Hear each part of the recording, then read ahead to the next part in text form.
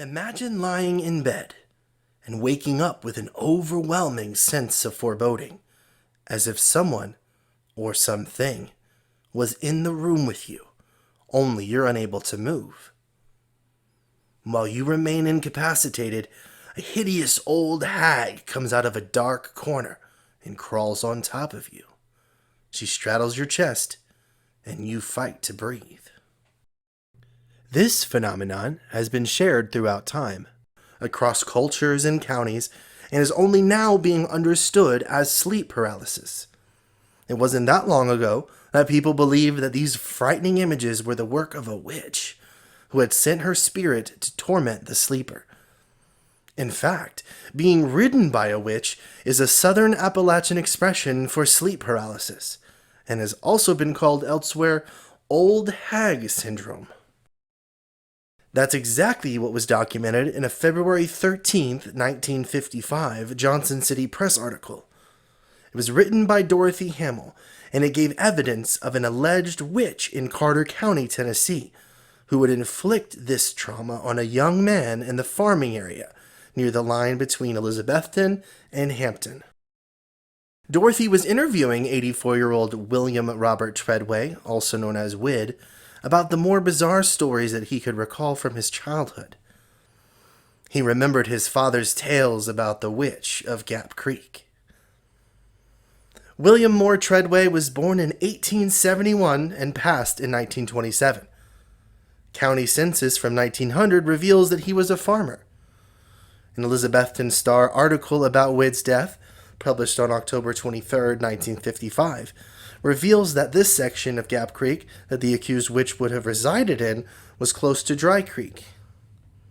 The accused witch was a bit of an outsider in the community. It was a young man, known only by the nickname Bullneck, who had experienced what is now known as sleep paralysis.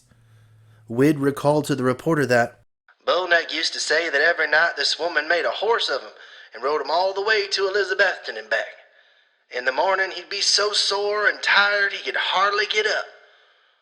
One night, he said, she came in the house after him, but he was awake and called to his mother. The old witch dropped down beside his bed, and the mother couldn't find her anywhere. After that, she didn't try to ride Bullneck anymore. The unnamed woman in question was documented as living near her alleged victim, and William relayed to his son that he had often seen her, who he described as looking like an elderly homeless woman, and that everyone in the area regarded her as a witch. During the Salem, Massachusetts witch trials between 1692 and 1693, this would have been entered as undeniable spectral evidence. There, the courts believed that only victims of witchcraft could see the invisible spirits of alleged witches roaming around outside of their bodies to cause injury. This idea had been brought over from the times of the Inquisition. Since at least the 15th century, it was believed that those accused of witchcraft could, and sometimes aided by an ill-defined flying ointment, leave their bodies to act as spirits. Perhaps the most famous example also comes from Tennessee, and the folktale of the Bell Witch. According to legend, between 1817 to 1821, the family of John Bell Sr., northwest Robertson County, Tennessee, was ceaselessly tormented by the so-called witch of Mary Catherine Williams Batts, also known as Kate. Casual readers of the story will assume it was her ghost that caused such havoc in the family. However, she did not pass away until sometime after 1842. Could the young Bullneck have hallucinated the unnamed witch as his nightly assailant? Her sudden disappearance one night was seemingly the last of his night terrors.